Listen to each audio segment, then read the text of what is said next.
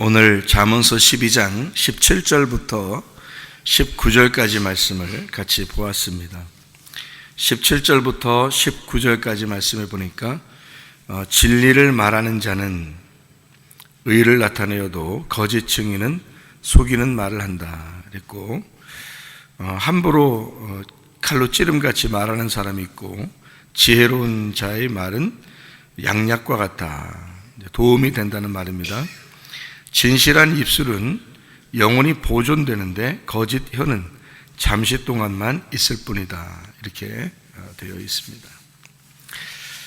이 잠언서를 우리가 이게 성경을 이렇게 보면은 잠언서를 특징적으로 네 가지를 설명하려고 했다. 요걸 네 가지 없는 자에게 네 가지를 설명하려고 했던 게 잠언서다. 알아듣는 사람만 알아듣는데요. 네 가지 없는 세상에 네 가지를 갖다가 설명을 하려고 하는 게 잠언서다, 이렇게 보면 되는데, 이 잠언서가요, 특별히 뭐를 설명하려고 그랬냐면 지혜, 성경 잠언서를 보면 특별히 지혜에 대한 말이 참 많이 나와요. 그러니까 머리 좋아진다는 말이 아닙니다. 이 지혜는 그런 말이 아니고, 지혜에 대한 이야기, 예수님에 대한 이야기인데, 이게 말씀에 대한 이야기예요. 예수님에 대한 말씀에 대한 이야기인데, 그 지혜에 대한 이야기가 참 많이 나옵니다. 또 한 가지가 나오는 것은 거룩입니다. 거룩. 이 잠언서에 나오는 것은 거룩해야 된다, 이제 그런 말인데, 그 거룩이라는 말은 여러분이 잘 알듯이 순결하다, 정결하다, 깨끗하다, 그게 이제 뭔가 분리가 되어 있는, 이렇게 뭐 섞여 있지 않고 딱 구분해서 분리가 되어 있는 깨끗함을 말하는 거예요. 그게 거룩이라는 말이거든요. 그 거룩한 것이 이제 나오고요. 그 다음에 정직입니다. 정직이라고 하는 건 이제 거짓과 반대가 되죠. 그래서 정직한 것은 진리라는 말과 같은 말인데, 그 정직하다, 그 말은 참되다, 그 말입니다. 참되다, 진리, 이렇게 얘기하는 그 진리에 대한 이야기, 정직에 대한 이야기예요. 그리고 또 하나는 이제 부지런함입니다. 부지런함. 그러니까 게을르면 안 된다. 성경 잠언서는 특별히 부지런함에 대한 이야기를 상당히 많이 다루고 있습니다. 그러니까 이 네 가지를 많이 설명을 하는데, 이 네 가지는 반대의 말이 꼭 있는 네 가지예요. 그러니까 지혜를 얘기할 때는 미련한 것을 같이 얘기해요. 그래서 잠언서는 미련하다는 얘기도 굉장히 많이 나오죠. 그러니까 미련한 것이 이제 지혜라는 것하고 반대가 되기 때문에 그렇게 나오는 얘기예요. 그래서 미련한 것은 악하고 죄다. 미련한 것은, 그러니까 모르는 것도 죄인 거예요. 그러니까 지혜가 있어야 되는 거예요. 지혜라고 하는 말씀이 우리에게 있어야 된다는 말이고요. 거룩이라는 말을 쓰려고 하니까 그 거룩이라는 말의 반대말이 또 잠언서에 나와야 되는 거죠. 그래서 음란이라는 말이 많이 나옵니다, 이 잠언서에는. 그러니까 음란, 음행, 간음, 음란한 여자, 음녀, 이런 얘기들이 상당히 많이 나오는 것은 그 거룩한 신부에 대한 이야기를 하고 싶어서 그런 거예요. 그러니까 거룩한 것에 대해서 얘기하고 싶으니까, 깨끗한 것에 대해서 얘기하고 싶으니까 더럽다, 이거를 얘기해야 돼서 잠언서에는 음행 또는 음란, 음녀, 이런 것들이 이제 같이 많이 나오는 얘기가 있습니다. 잠언서는요. 또 하나는 이제 정직인데, 이 정직이라는 말을 진리, 참되다라고 얘기하고 싶으니까 거짓을 얘기해요. 그래서 거짓말한다, 거짓한다, 이런 거예요. 그러니까 오늘 이런 말도 똑같은 말들이죠. 거짓은 오래가지 못한다, 진리는 영원하다, 그런 이야기죠. 그런가 하면 이제 또 부지런함에 대한 이야기를 하니까 게으른 것에 대해서 얘기하는데, 게을름이 악한 거예요. 게으른 것이. 그러니까 부지런해야 된다. 그것을 잠언서에서 이야기를 많이 하고 있습니다. 그래서 이런 네 가지, 특별히 지혜, 거룩, 정직, 부지런함, 이것은 우리의 생활도 아주 중요한 생활 가운데서도 아주 중요한 우리의 규범이죠. 이 네 가지가요. 그래서 그런 그 네 가지를 잘 지켜서 행하도록 하기 위해서 잠언서가 있는데, 이 잠언서는 특별히 우리가 생각할 때는 잠언서 그러면 한 가지를 주로 생각해서 머리가 좋아진다, 지혜로워진다, 뭐 이런 생각을 해가지고 잠언서를 읽는 사람들이 꽤 있습니다. 근데 그렇지 않고 잠언서는 이런 네 가지를 특별히 알고서 쓴 것이다. 지혜, 거룩, 정직, 부지런함, 이 네 가지를 쓴 것이다 라고 우리가 알고 있으면 좋습니다. 그래서 잠언서는 특별히 예수 믿는 것에 대한, 특별히 지혜, 하나님 말씀, 예수 믿는 것에 대한 이야기, 그래서 생명을 얻어야 되는, 지혜의 말씀을 통해서 생명을 얻어야 되는 것을 주장하는 게 잠언서예요. 우리 잠언서 우리 8장 17절 여러분 잘 아시죠? 8장 17절. 8장 17절에 보면 이런 말씀이 있어요. 나를 사랑하는 자들이 나의 사랑을 입으며 나를 간절히 찾는 자가 나를 만날 것이다, 이렇게 이야기했거든요. 그러니까 나를 사랑하는 자들이, 이렇게 사랑하는 자들이 나의 사랑을 입는다. 여기 이제 이런 말도 되죠. 나를 사랑하는 자들을 내가 사랑하게 된다, 이런 얘기로 바꿔 할 수가 있죠. 그러니까 사랑한다는 여기에 히브리어 말은 뭐라고 되어 있냐면 아합이라고 되어 있습니다. 아합이라는 이름이 원래는 사랑한다는 이름이에요. 아합. 참 좋은 이름이죠. 그럼에도 불구하고 하나님께 대하여 의롭지 못하면 이세벨에게 이제 꼬임당해서 그가 살게 되면 하나님의 사랑받는 자인데도 이세벨에게 꼬임당할 수 있다. 그래서 아합과 이세벨이 함께 나오죠. 아합과 이세벨이. 그러니까 아합은 하나님의 기쁨, 하나님의 그 사랑받는 자인데 이세벨은 음녀란 말이에요. 거짓 말이고 음녀, 이렇게 되죠. 우리는 이제 아합 같은 사람이 돼야 된다. 이 아합이라는 사람이 뭐냐?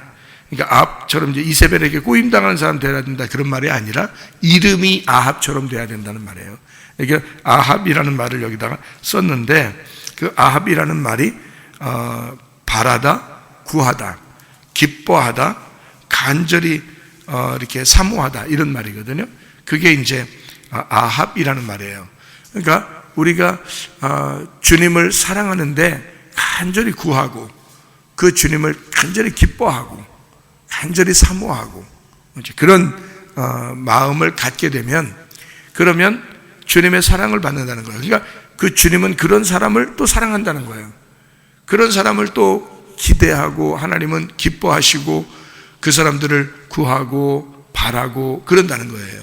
그러니까 우리도 그렇게 주님을 바라는데 주님도 그런 사람을 바란다는 거죠. 어떤 말하고 비슷하죠? 어떤 말하고? 예배하고 비슷하잖아요. 하나님을 예배하는 자들을 하나님이 예배한다. 그러니까 하나님을 사랑하지 않으면 하나님 우리를 예배하겠어요? 우리가 하나님을 사랑하니까 예배하는 거죠. 하나님을 기뻐하니까, 하나님을 바라니까, 하나님을 기대하니까 예배하는 거거든요. 그러면 그런 사람을 하나님도 기대하겠다는 거예요. 그 사람을 바라겠다는 거예요. 그 사람을 기뻐하겠다는 거예요. 그러니까 하나님을 예배하는 자를 하나님도 찾아서 예배하겠다는 거예요. 그게 요한복음 4장 23절 24절이에요. 영과 진리로 예배하게 되면 그 사람을 아버지가 찾으실 것이다, 이렇게 되어 있잖아요. 그 찾는 게 예배거든요. 그럼 영과 진리라는 말이 뭐라고요? 말씀을 해석하고 말씀을 이해하는 자, 말씀을 잘 깨달으려고 하는 자. 그 말은 하나님을 잘 이해해 보려고 하는 자, 그러려고 예배하는 거예요. 그래서 하나님 말씀 듣는 시간을 왜 귀를 기울이게 되고 성령의 말하는 소리를 너희가 들어야 된다라고 성령의 귀를 열어라 라고 얘기를 자꾸 하는 거냐면, 그게 예배이기 때문에 그래요. 사람들은 말씀을 이렇게 점점 줄여나가고, 말씀은 짧을수록 좋다, 이런 사람들도 있고요. 말씀은 점점 줄여나가야 되고 다른 거를 예배를 많이 해야 된다, 이렇게 하는 거, 그런 사람들도 있죠, 그죠? 뭐 다른 걸 많이 하고 그 다음에 말씀은 줄이고 그래서 다 이렇게 예배하는 게 그렇게 예배를 이제 바꿔나가는 풍토 이런 거 있잖아요, 그죠? 그런 사람들도 있잖아요, 그죠? 그 속은 겁니다. 속은 거예요. 성경에는 다른 게 없었어요. 여러분, 예배에 초대교회나 예수님의 제자들의 예배를 잘 생각해 보세요. 그때는 다른 예배가 없었어요. 다른 게 없었잖아요. 다른 순서가 없었어요. 잘 생각해 봐요. 다른 순서가 하나도 없었어요. 기도하고 말씀을 나눴어요. 말씀을 나누고 기도했어요. 다른 게 없었어요, 여러분. 그래서 말씀과 기도로 거룩해진다 그랬거든요. 근데 사람들은 속은 거예요. 뭐냐면 말씀을 듣기 싫어하니까. 마귀는 그 말씀만 듣지 않게 만들면 마귀가 성공하는 거니까. 사람들이 말씀만 듣지 않으면 마귀의 일을 할 수 있을 것 같으니까 마귀가 속인 거예요. 뱀이 와서 다시 속여버린 거예요. 여우가 그 집을 헐어버린 겁니다. 말씀 못 듣게 하면 다 끝나니까. 말씀 못 듣게 하면 그 사람은 끝나버리니까. 근데 성경은 뭐라고 우리에게 말하느냐? 말씀을 잘 듣고 이해해야 된다. 그러면 그게 예배다. 아버지는 그 사람을 찾을 것이다. 잘 생각해봐요. 하나님을 사랑한다는 게 무엇인가? 예배한다는 게 무엇인가? 하나님 말씀 영과 진리로, 영을 진리로 깨달아야 된다는 거예요. 잠언서에 그래서 지혜가 총명이 있어야 된다고 말하는 거고, 지혜는 명철해야 된다고 말하는 것입니다. 지혜라는 그 말씀이 명철이라는 것을 너희가 이해하지 못하면 그 지혜는 헛것이 되기 때문에, 지혜라는 말씀이 너희에게 명철로, 총명으로 이해가 된다. 명철과 총명은요, 이해력입니다. 이해력. 깨달아야 된다는 거예요. 지혜라는 말씀을 너희가 깨닫는 것이 그게 예배다. 그래서 지혜와 총명이 같이 나오잖아요, 잠언서에. 지혜와 명철이 같이 나오잖아요. 왜냐하면 지혜라는 말씀은 홀로 설 수 없거든요. 그게 총명으로, 명철로 깨달아지고 이해가 될 때 그 지혜가 온전한 것이 되는 거거든요. 그게 예배거든요. 그게 영과 진리라는 말이에요. 영이라는 것을 진리로 깨달아야 된다. 파헤쳐져야 된다. 감추지 말아야 된다. 이런 얘기거든요. 그게 영과 진리의 예배인데 그것을 아버지 하나님이 찾으시느니라. 생각해봐요. 간절히 주님을 사모하는 자를, 간절히 주님을 사랑하는 자를 하나님은 사랑하겠다는 거예요. 주님을 찾는 자를 주님이 찾겠다는 거예요. 잘 생각해봐요. 예배하는 자를 하나님이 예배하겠다는 거예요. 놀라운 것입니다. 그런 사람을, 그 말은 뭐예요? 말씀을 깨닫게 해주겠다는 거예요. 그게 하나님이니까, 그게 천국이니까, 말씀의 천국에 함께 여행해야 되니까. 무슨 말인지 아시겠죠? 그래서 말씀이 중요한 건데 사람들은 말씀을 점점점 줄여나가는 것입니다. 왜? 자기가 깨닫지 못했으니까. 자기가 말씀을 깨닫지 못한 사람이니까. 자기가 증거할 말이 없는 거예요. 그리고 여기서 보세요. 잠언서 12장의 19절을 봐봐요. 진실한 입술은 영원히 보존된다 그랬습니다. 거짓 혀는 잠시 동안만 있느니라 그랬습니다. 여러분, 시대를 설교는 시대를 잘 분별해서 시대에 대한 이야기를 해야 된다고 해서 시대에 대한 이야기를 쭉 했어요. 세상 돌아가는 얘기를 쭉 했다. 손 집으세요. 중요하죠. 그래서 그런 얘기를 하면 달콤하죠. 여러분은 듣기에 달콤하죠. 네? 그래서 듣고 이제 예배 잘 드렸다. 오늘 말씀 참 좋았어. 요즘에 딱 맞아. 재밌어. 이렇게 하고 이제 갔단 말이에요. 근데 그게 100년 후에도 그 말씀이 진리일까? 다를 수도 있겠죠. 오늘은 그 말씀이 참 좋은 말씀이었는데 100년 후에는 그 말씀이 달라질 수 있잖아요. 왜? 시대가 바뀌니까. 그렇잖아요. 시대가 바뀌면 그 말씀도 바뀌는 거잖아요. 그죠? 100년 후에, 1000년 후에가 되면 오늘 얘기했던 그 말씀이 다를 수도 있잖아요. 다른 말씀이 될 수도 있죠. 시대가 바뀌었으니까. 시대에 맞게 설명을 했는데, 시대에 맞게 설교를 했는데 시대가 바뀌면 다른 말이 될 수도 있죠.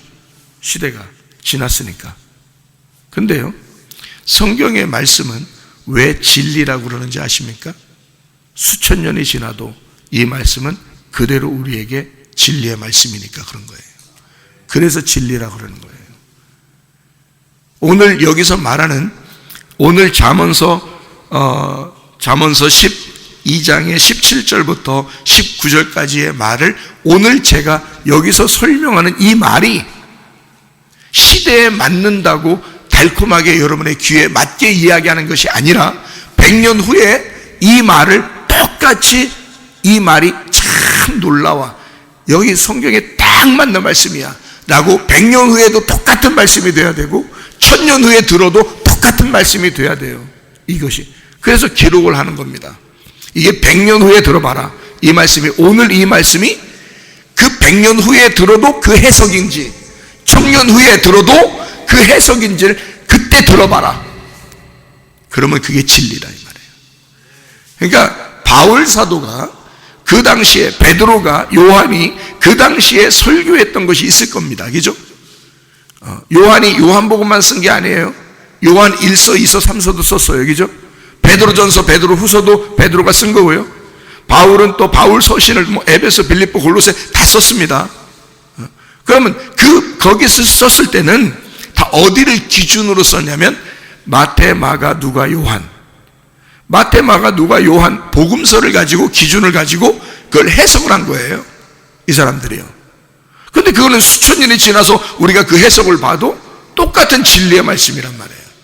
복음서에 딱 맞는 말씀이고 구약의 말씀에 딱 맞는 말씀이란 말이에요. 그러니까 구약과 신약을 넘나들면서 창세기부터 요한계시록까지 모두 다 진리의 말씀이 돼야 된다는 거예요. 변함이 없어야 된다는 거예요. 100년 후가 돼도 1000년 후가 돼도 오늘 이렇게 전하는 말씀이 100년 후에 들어도 똑같아야 된다는 거예요. 그러니까 시대에 맞는 얘기를 할 수 없는 거예요. 그건 진리가 아니니까. 그건 거짓이잖아. 잠시 동안만 있는 거잖아요. 그 시대에만 잠깐 있는 거잖아요. 사람들 귀에 잠깐 들리게 하는 거잖아요. 그게 아니라 설교는 진리가 돼야 된다. 그래서 성경을 알게 해줘야 된다는 거예요. 성경을 알게 해주는데 창세기부터 요한계시록까지 성경을 알게 해주려고 하는 것이 설교라는 거예요. 저는 왜 그러냐, 아니 1000년 전의 설교나 바울의 설교나 베드로의 설교나 내 설교가 같아야 될 거 아닙니까? 그래야 1000년 후에 누군가가 이 설교를 들어도 똑같은 진리의 말씀으로 들어야 될 거 아니겠어요? 생각을 해보세요. 설교자 생각 좀 해보시라고. 여러분의 듣는 귀를 생각하는 게 아니라 설교자 생각도 해보시라고요. 어떤 것이 진리의 말씀인지를 생각해 보시라고요. 설교자가 진리의 말씀을 증거하고 싶지 거짓의 말을 증거하고 싶겠습니까? 진짜 하나님의 종이라고 한다면 그렇잖아요. 거짓의 말은 잠시 동안 있는 거예요. 잠시 동안. 그때는 옳죠. 그러나 시대가 변하면 달라질 수 있는 거예요. 시대가 변하면 그 설교는 그 시대가 변한 사람은 듣지 않아도 되는 거죠. 그렇잖아요. 근데 만약에 오늘 이 설교가 기록을 해놨더니 100년 후에 들어도 똑같은 진리의 말씀이더라, 저것은 성경을 해석하는 아주 놀라운 이야기다, 이것은 들어야 된다 라고 그 사람들이 똑같이 바울의 설교를 듣는 것처럼 그렇게 듣는다면 그건 진리의 말씀이죠. 그렇게 설교가 돼야 된다는 겁니다. 그래서 설교를 제가 사설을 하지 않는 거예요. 다른 말들을 자꾸 안 섞는 겁니다.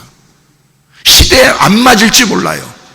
그러나 진리의 말씀이란 말입니다. 성경 자체를 가르쳐 준다는 거지. 창세기부터 요한계시록까지 이 성경의 해석을 들으면 영이 진리로 풀어질 것이다. 지혜가 총명으로 풀어질 것이다. 그게 하나님의 종이란 말이에요. 그걸 진리의 말씀을 증거한다 라고 말하는 것입니다. 시대를 따라서 달라지는 게 아니라 그거는 거짓이죠. 왜? 그거는 바뀌니까 그때뿐이다 딱 나오잖아요. 근데 진리의 말씀은 그렇지 않다. 진실한 것은 그렇지 않다. 진실은 영원하다. 언제나 보존된다. 언제 들어도 똑같다. 그건 시대에 대한 이야기가 아니라 나에 대한 이야기니까, 나를 말하는 거니까. 자, 무슨 말이에요? 주님을 사랑하는 자, 영을 진리로 알게 되는 자, 지혜를 총명으로 알게 되는 자, 그 사람을 하나님은 사랑하신다. 하나님을 사랑하기 때문에 네가 나를 사랑하니까 나도 너를 사랑한다. 그 사랑한다는 게 하나님 내가 어떻게 사랑해? 나 사랑하고 싶죠. 하나님 나만 보세요. 나타나만 보면 내가 사랑하지. 당연히 사랑하지. 하나님 나타나세요. 그러면 사랑하죠.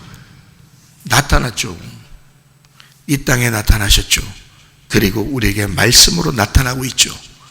그럼 왜 이 말씀은 사랑하지 않느냐 그거야. 나타난 이 하나님의 말씀을 왜 사랑하지 않느냐. 이 하나님인데 생각을 해보세요. 하나님이 안타깝지 않겠습니까? 너희들 날 사랑하고 싶지? 그러면 그게 말씀을 사랑하는 거야. 근데 말씀은 사랑하지 않으면서 나타나 보면 사랑하겠다는 거예요. 자기들이 이미 나타났는데. 생각을 해보시라고. 그러니까 나를 사랑하는 자들이 뭘 사랑한다는 거예요? 지혜를 사랑하는 자들. 잠언서 8장 17절 얘기를 여기 하잖아요. 나를 사랑하는 자들이 나의 사랑을 입으며 나를 간절히 찾는 자가 나를 만날 것이다. 거기 간절히 찾는 자가 샤하르이라고 했죠. 샤하르. 요게 깨진 자가, 파괴된 자가, 그 말입니다. 그러니까 교만한 사람은 못 만나요. 깨진 자가 만나는 겁니다. 마음이 부서진 자예요. 심령이 깨진 자. 예? 그러니까 심령이 가난하고 거지가 된 자. 그게 복음이에요. 그 사람들에게 만나는 거야. 그러니까 거지된 자, 마음이 깨진 자, 슬픔이 있는 자, 괴로운 자, 울며 씨를 뿌리는 자, 그 사람은 기쁨으로 거둘 수 있도록 만들어 주신다. 간절히 찾아라. 간절히 찾아라. 네가 깨지고 찾아라. 그 말이잖아요. 너 깨지면 깨진 자에게 내가 너를 찾아올 거야.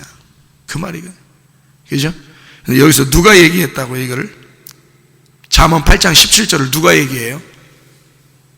누가 얘기했다고 써 있잖아요. 여기 잠언 8장 17절을 누가 얘기했다고 써놨잖아요. 거기. 예? 나 지혜가 말하기를 그러잖아요. 나 지혜가 말하기를. 그 지혜가 누구냐고. 지혜가 생명나무 대신 예수님이라고요. 예. 나 지혜가 말한다. 나 지혜는 말한다. 그 말. 예. 간절히 찾는 자, 간절히 일찍부터 부지런하게 먼저 찾는 자. 다시 말하면 가치관을 지혜에게 둔 자. 가치관을 지혜에게 둔 자. 새벽에 이렇게 나와서 여러분 뭐 들으러 왔어요? 새벽에 와서 지혜를 들으러 온 거예요. 나 지혜를. 그러니까 그 주님이라는 지혜를 들으러 온 건데 그 지혜를 간절히 찾는 자. 응?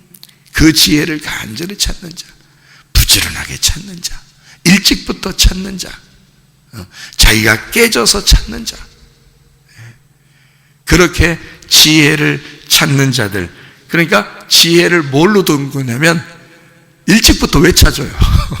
부지런하게 왜 찾겠어요? 지혜라는 이것을 가치관을 둔 겁니다. 여기에다가 이 지혜에다 가치관을 둔 거예요. 여러분이 하나님 말씀 듣는 것에 여러분의 가치관을 둔 거야. 그러니까 다른 어떠한 것들보다 시간을 시작할 때 내가 이 지혜를 받아야지.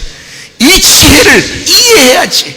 그래서 지혜를 이해하려고 지혜에게 온 거예요. 말씀이라는 지혜에게 온 겁니다. 여러분이 거기에 가치관을 두려고. 가치관이 거기에 있으니까 내가 모든 일을 하기 전에, 내가 공부하기 전에, 내가 오늘 삶을 살기 전에 지혜를 내가 받아야 되겠다. 그 지혜를 찾아야 되겠다. 그에게 나의 가치관을 둬야 되겠다.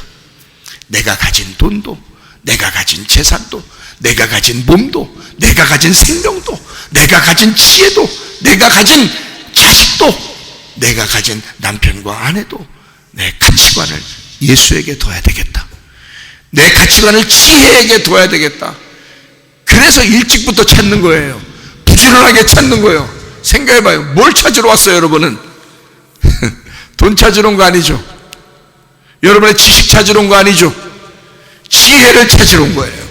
하나님의 말씀을 찾으러 온 거예요. 왜냐하면 그것이 나의 가치관이니까. 돈보다도 더 귀한 거니까. 내 것, 내 재산보다도 더 귀한 거니까. 그 지혜가. 그래서 지혜를 찾으러 온 거예요. 이 말씀을 듣기 위해서 오신 거라 그 말입니다. 그래서 주님을 사랑하고 말씀을 사랑하고 지혜를 사랑하고 지혜를 찾고 내가 깨져서 내가 부지런히 가치관을 주님에게 둬서 그 말씀을 사모하는 자들을 주님께서 찾으신다는 거예요. 주님께서 사랑하시겠다는 거예요. 하나님이 사랑만 하면요 책임지십니다. 그 사람을 책임지셔요. 사랑한다는 것은 책임지겠다는 뜻이거든요. 그렇잖아요? 결혼할 때 사랑합니다 약속하는 것은 내가 책임지겠습니다 그 말이거든요. 하나님이 우리를 사랑하신다. 네가 날 사랑한다. 나도 널 사랑한다. 네가 나를 간절히 찾는다. 나도 너를 간절히 찾을 것이다. 내가 너를 사랑할 것이다. 그 말은 내가 너를 책임질 거야. 뭔 걱정이 있어요 솔직히. 우리가 실수할 수 있죠. 실수 안 합니까? 인간은 죄 안 집니까? 잘못 안 합니까? 허물이 없습니까? 목사라고 뭐 완벽합니까? 아니에요. 허물이 있고 실수가 있고 죄를 짓고 잘못도 하죠. 그런데 하나님이 책임지시면 언젠가 그 사람을 하나님의 손아귀에서 붙들어 주신다. 언젠가라도 그걸 다 갚아주신다. 그걸 믿는 거죠. 하나님이 어느 순간이라도 나의 잘못과 실수와 허물과 죄를 그대로 드러내게 해서 그것을 갖다 막 까발려 가지고 그걸 그대로 네가 당해라 하는 것이 아니라 그런 사람이라 할지라도 그래 너는 시은좌의 아기가 날마다 똥 싸고 오줌 싸는 것처럼 잘못을 한다 할지라도 그 부모가 책임진다 이거야. 왜? 사랑하니까. 아기를 부모가 사랑하니까 책임진다 이거야. 그걸 치워주면서 또 사랑한다 이거야. 또 치워주면서 또 사랑한다 이거야. 책임감을 누가 가지고 있으니까? 부모가 가지고 있으니까. 우리의 아버지 하나님은 우리에게 부모님이시잖아요. 우리는 죄를 지을 수밖에 없고 잘못할 수밖에 없고 허물이 있을 수밖에 없고 실수할 수밖에 없는 우리들인데도 하나님은 그것을 자기가 담당하겠다. 자기가 책임져야 된다고 자기 스스로 생각하시는 거예요. 이건 내가 담당해야 돼. 내가 책임져야 돼. 네가 하는 게 아니야. 내가 책임져야 되거든. 주님이 그냥 책임지시겠다는 거 아니에요. 그거를 기대하는 거, 그거를 바라보는 거, 그거를 소망하는 거, 그게 믿음이요. 그게 믿음이 뭐 있어요? 믿음이 그런 거죠. 주님, 제가 잘못할 수 있죠. 그렇다고 잘못 돌아다니라는 뜻이 아닙니다. 그런 말이 아니잖아요. 잘못 안 하려고 하죠. 근데 어느 날 보면 또 그것도 잘못해 있고 어느 날 보면 또 내 실수도 허물도 또 나의 죄도 될 수 있고 그렇잖아요. 어느 날 보면 잘못 안 하려고 하는데 그죠? 안 하려고 해야죠. 자꾸 안 하려고 해야 되는데 근데 그렇게 될 수도 있는데 그것조차도 주님은 책임지신다. 왜요? 사랑하니까. 그럼 어떤 사람을 사랑한다고? 자기를 사랑하는 자를 사랑한다고. 자기를 간절히 찾는 자를 주님이 찾으시겠다고. 나를 예배하는 자를 주님께서 예배하시겠다고. 그러니까 자기를 예배하는 자를 자기도 우리를 예배하겠다는 거 아니에요. 그렇잖아요. 그러면 우리가 예배하는 게 뭐냐? 중심이 뭐냐? 지혜가 총명으로, 영이 진리로 그렇게 예배하는 자를 하나님이 예배하신다 했으니 그걸 사랑이라고 여기고 주님은 그를 사랑하면서 책임지겠다 그 말입니다. 그게 영원히 보존되는, 하나님이 그것은 끝까지 지켜야 되겠다. 하나님이 그것을 내가 변함없이 끝까지 지키고 이건 변하지 않을 거야. 이건 끝까지 영원히 보존될 거야. 그게 진리의 말씀이니까. 그게 진리니까. 그게 진실이니까. 그것을 하나님은 책임지겠다. 그런 말씀들이잖아요. 자, 잠언서 12장 여기 15절 한번 봐봐요. 미련한 자는 자기 행위를 바른 줄로 여기나 지혜로운 자는 권고를 듣느니라. 미련한 자는 당장 분노를 나타내거니와 슬기로운 자는 수욕을 참느니라. 그러면서 17절부터 19절까지 말씀하고 있는 거예요. 여러분 잘 생각해 보세요. 왜 미련한 자와 지혜로운 자를 비교했죠? 지혜로운 자가 어떤 사람이기 때문에요. 지혜로운 자가 어떤 사람이에요, 여러분? 여러분 생각할 때는 지혜를 가진 자가 지혜로운 자예요. 지혜를 가진 자가 지혜로운 자라고요. 그럼 미련한 자는요? 지혜를 못 가진 자가 미련한 자예요. 그럼 지혜가 뭔데요? 생명나무 대신 예수님이라고 했잖아요. 그게 진리의 말씀이라고 그랬잖아요. 그 진리의 말씀이 지혜라고요. 그 지혜를 가진 자가 지혜로운 자고요. 그 지혜를 못 가진 자가 미련한 자란 말이에요. 그래서 미련한 자가 악하다 그러는 거예요. 잠언서는. 자, 잠언서는 특징이 4가지 뭐라고요? 지혜, 거룩, 정직, 부지런함. 이 4가지를 특징을 가지고 있다. 반대적인 삶을 살지 아니하고 여러분은 지혜로운 삶, 부지런한 삶, 거룩한 삶, 정직하고 진리의 삶, 그렇게 사시다가 주님 만나시기를 바랍니다. 하면 기도하겠습니다.